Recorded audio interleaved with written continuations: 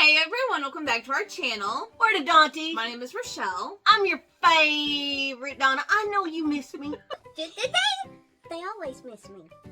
In today's video, we are going to be sharing our top three favorite books that we read in the month of October. I read a lot of spooky. You always read spooky. Oh. So this is something that we do every month because we read so much and there's two of us. We don't go through every single book that we've read, but we do take our top three favorites and share them with you as recommendations if you want to take it that way, or just to hear what our thoughts are on some of the books that we do read. And I'm very excited for my stack of books. What about you? I did so. I picked out some good ones to tell. All right, well, do you want to go first? Okay. Okay. My first one is The Butcher and the Wren. And I read that one too. yeah, so I listened to their podcast. And Okay. yeah. Oh, that's right. It's the one written by the From Morbid. Yeah, from the Morbid podcast. Okay. And so I knew about the book coming up. I knew she was writing a book, and they were all excited for Pub Day. And they were talking on the podcast about how on Pub Day they were going out into the wild, into a bookstore, and it was so exciting to see her book on the shelf at like Barnes and Noble.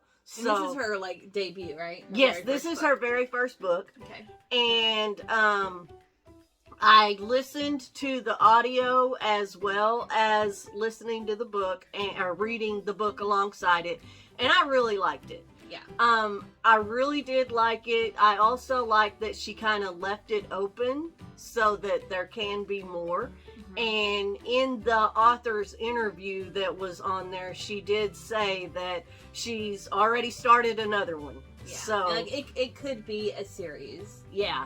So what's it about? So the Butcher is a serial killer that was in this area for a while, and there was somebody that got away, and the somebody that got away changed her name and all kinds of stuff.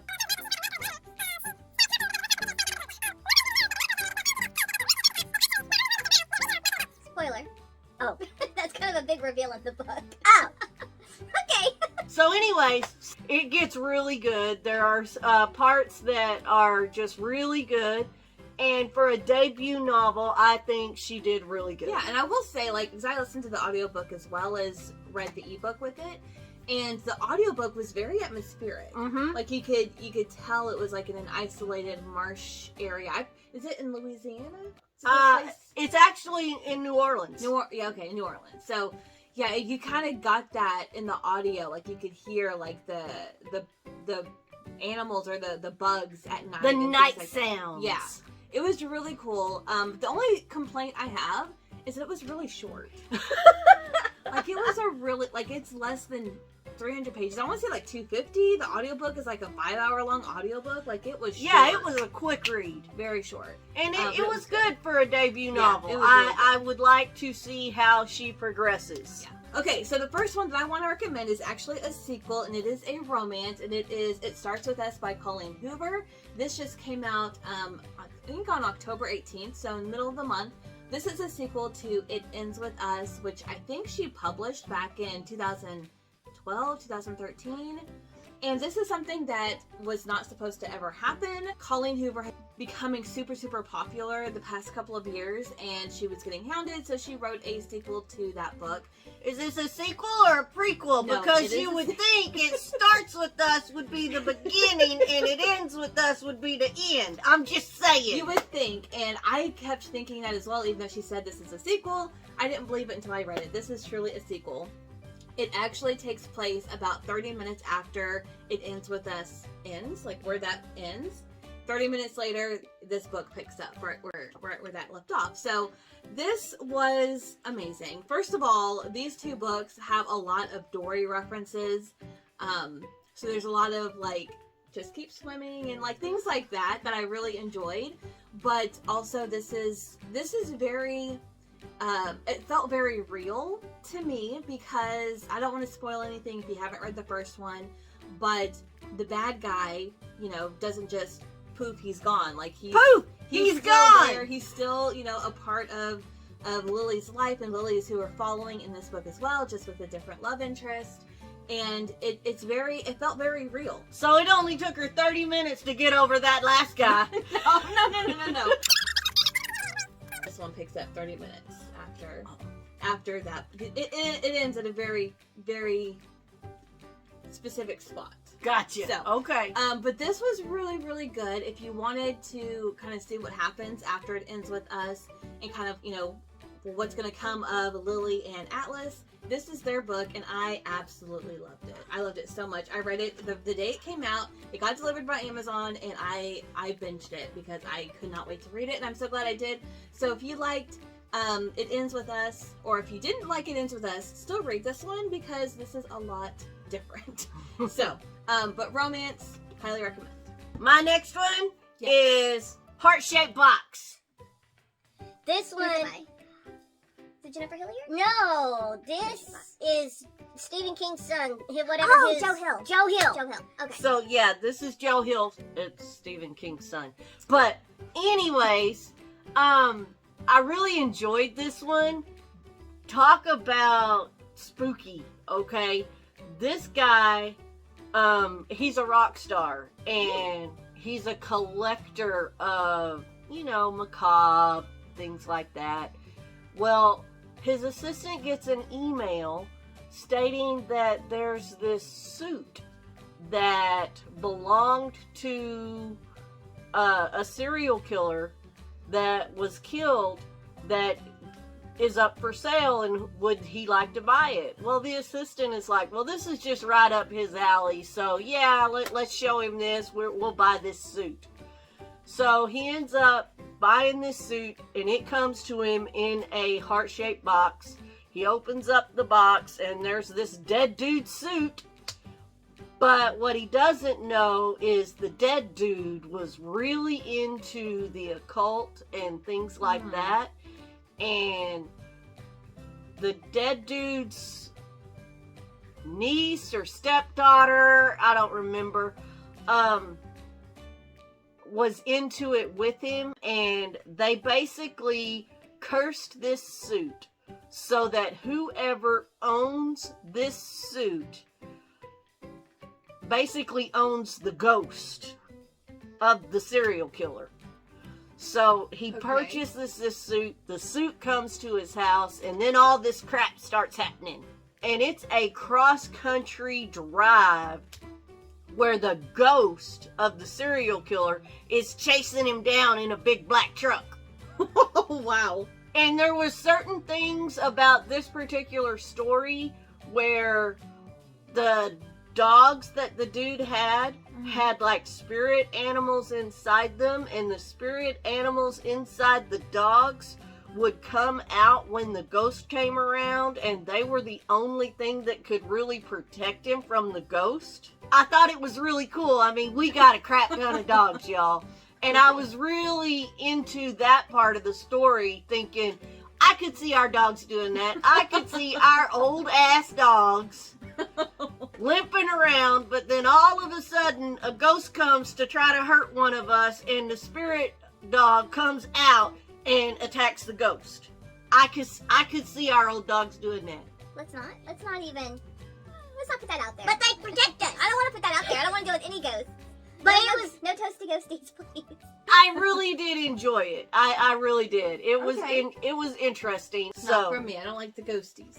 I don't like the ghosties. Especially if they can chase you across country in a big black truck. That's spooky. No, thank you. So the second book is another romance book, and it is Mistakes Were Made by Meryl Wilsner.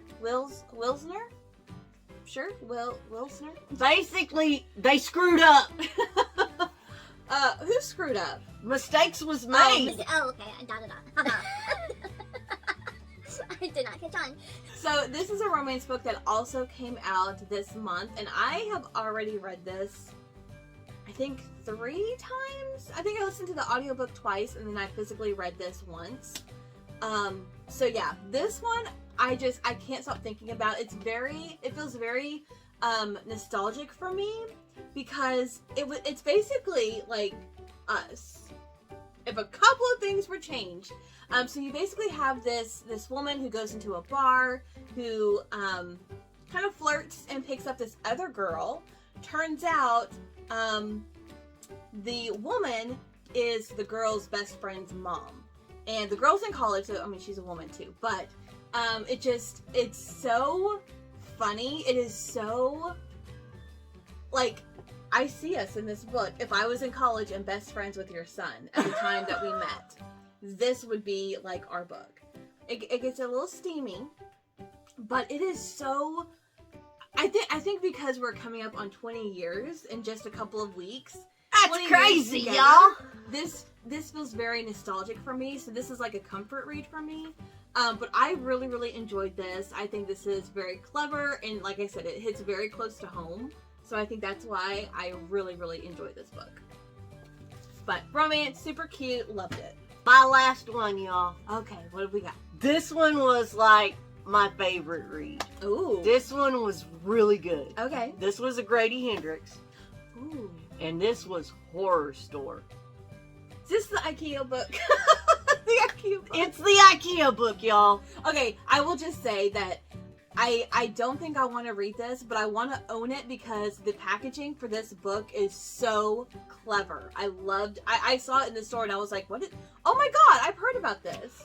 It's so cool. Well, first of all, the book, it looks like IKEA, and it's Catalog. a store based on IKEA. Yeah, it looks like an IKEA catalog, and it's a store called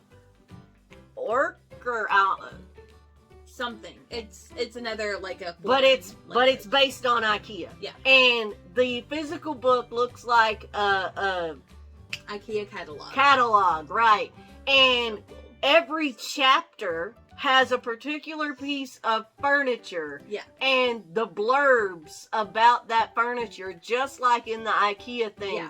And listening to the audiobook, they would actually read that part as an advertisement. Oh, that's cool. It was so funny. So it was funny in the middle of this spooky book, because every time I'd start a new chapter, they would talk about this piece of furniture and try and give me like a commercial to sell this furniture. It was hysterical. So what is the actual book about? It takes place in an IKEA store, basically. Basically, the IKEA store was built on top of a prison.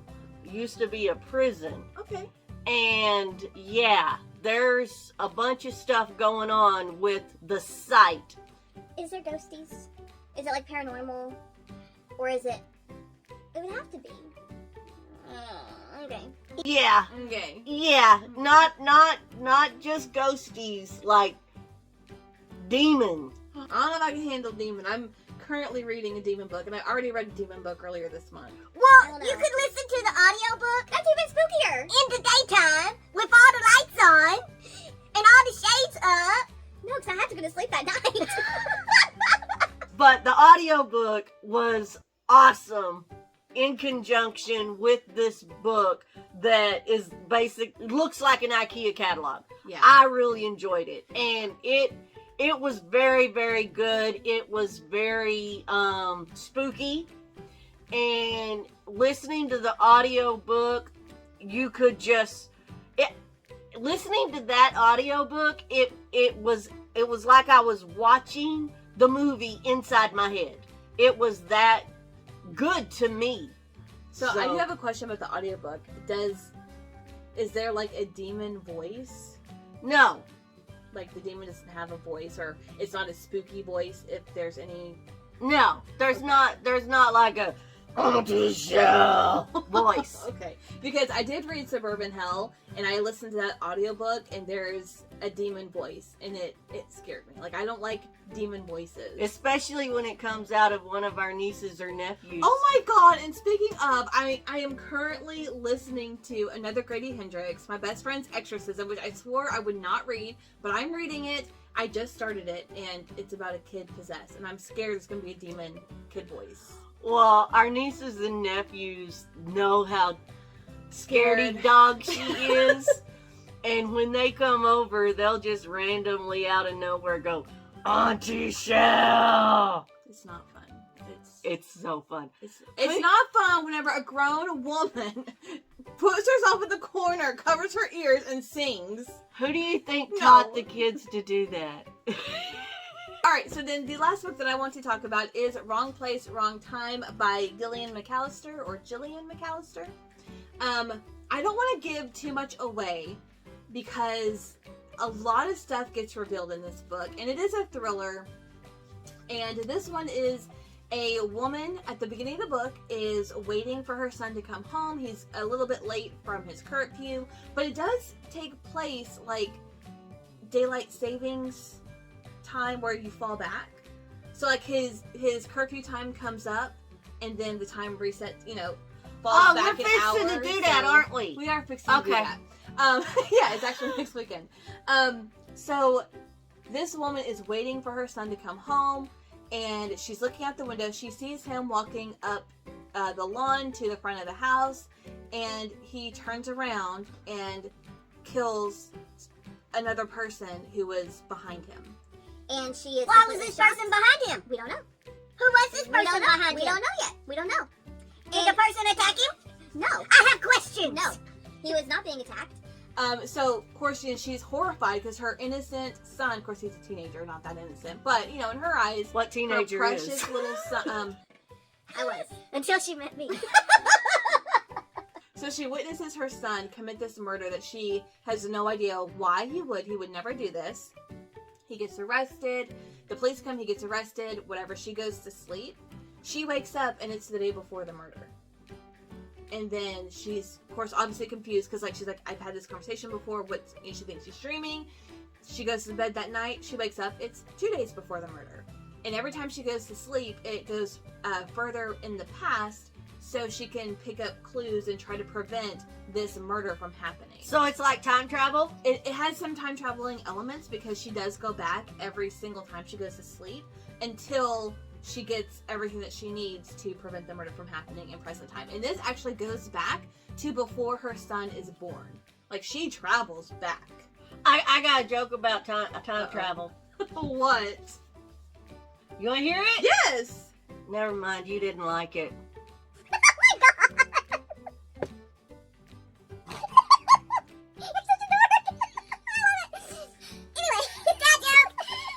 But I really did enjoy this book. I think this is a really good one. There's a lot of pieces of information that comes out and stuff that has nothing to do with her son, who is yet to be born, towards the end of the book. But it's information that she needs in order to prevent it from happening years and years later when her son comes home that night. So I think this was really good. There's been some mixed reviews, but I really enjoyed it, and going on this journey with her and not knowing what the heck she's supposed to do or what the heck is going to help her prevent this murder from happening and to save her son. Highly recommend. You haven't read this one yet. I got questions. Well, you have to read it. Because your questions will be answered, I promise. You sure about that? I hope so. So those are all the books that we want to talk about in today's video. So leave a comment down below. Let us know if you have read any of these, or what your favorite book was that you read in the month of October. Now, did you read Horror Store? It was a good one. Now the spooky season is over, I'm going to go back to other categories. Because I did read a lot of spooky books in September and October. I'm not going to go back. I'm going to still read spooky. I like spooky. That's going to do it for us today. Thank you guys so much for watching, and we'll see you in our next video. Bye.